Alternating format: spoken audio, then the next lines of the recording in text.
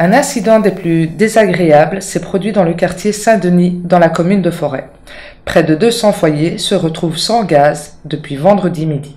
Écoutons les témoignages. Donc, apparemment, il y aurait eu une fuite d'eau avec une pression de 8000 bars qui aurait percé un tuyau de gaz et qui aurait inondé forcément toute la tuyauterie de gaz dans le quartier de Forêt. On est toute la place Saint-Denis touchée. La rue de Driss, la rue de l'Eau, la rue de la Station ainsi que la rue de Halle. On a été plus ou moins 250 habitations, à savoir que dans certaines habitations il y a quand même des appartements, donc il n'y a pas que 250 familles touchées par la situation. Nous avons eu recours à certaines réparations de Sibelga qui disaient que la situation allait être régularisée dans l'heure voire la journée, ce qui n'a pas été le cas. Donc le lendemain, toujours pareil, pas de gaz, donc pas de quoi chauffer nos maisons. Quand il fait 15 degrés à l'extérieur, il fait 12 degrés à la maison. C'est très difficile pour les personnes âgées, les personnes à mobilité réduite, ainsi que les personnes qui ont des enfants nourrissants, etc. Pas de quoi se laver, donc pas d'eau chaude, pas de quoi cuisiner non plus. Et tout le monde, malheureusement, n'est pas équipé ni d'un micro-ondes, ni d'un four électrique, etc. Dimanche matin, on a reçu, j'ai reçu, parce que j'ai téléphoné au matin à Sibelga pour savoir où en était la situation. Et j'ai reçu comme réponse qu'il fallait prendre encore son mal en patience parce qu'on allait rester comme ça encore plusieurs jours.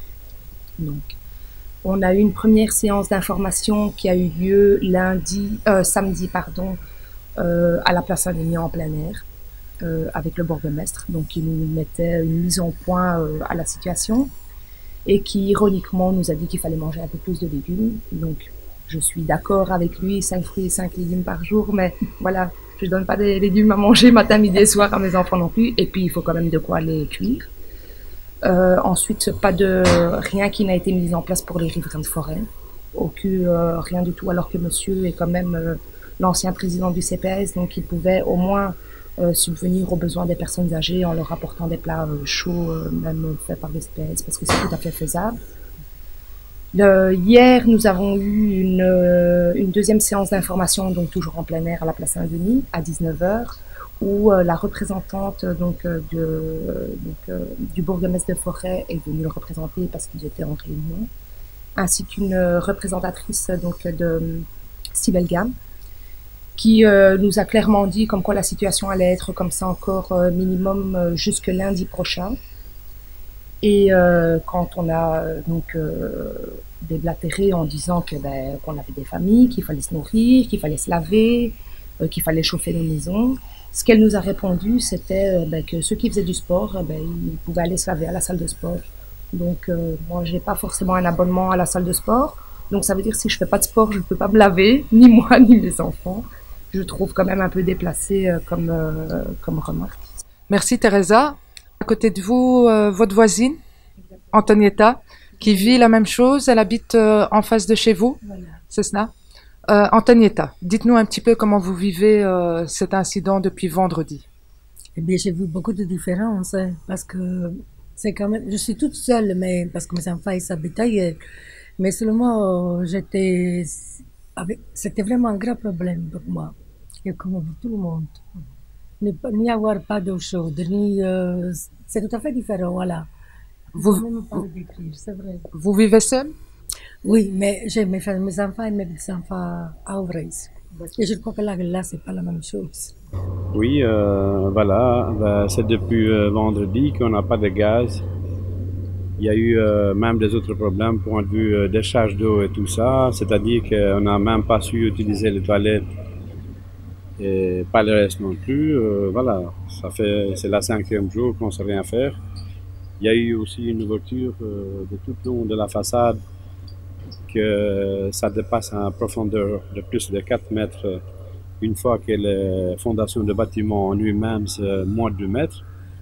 Donc on a peur aussi de stabilisation de bâtiments, tout ça. On ne sait pas pour la suite, en espérant que ça va être le plus rapidement possible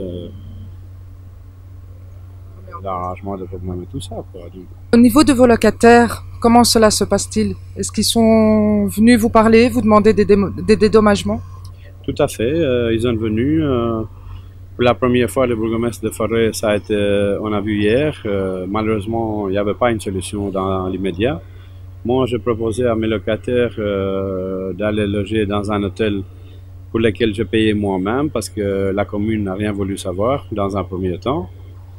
Maintenant, on ne sait pas pour le moment, en espérant que le problème s'est résolu le plus vite possible, quoi. On sent très bien votre émotion.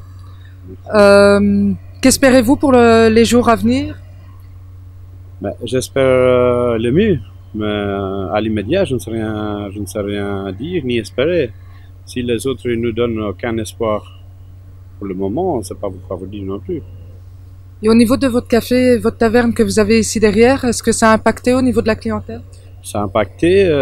Moi, je suis le propriétaire du bâtiment d'ici, de plus loin, de l'autre côté. C'est une société qui loue. Je ne sais pas quel arrangement il va avoir, comment je vais pouvoir arranger ce problème. Pour le moment, je ne sais pas quoi vous dire, quoi. D'accord. Un très grand merci à vous.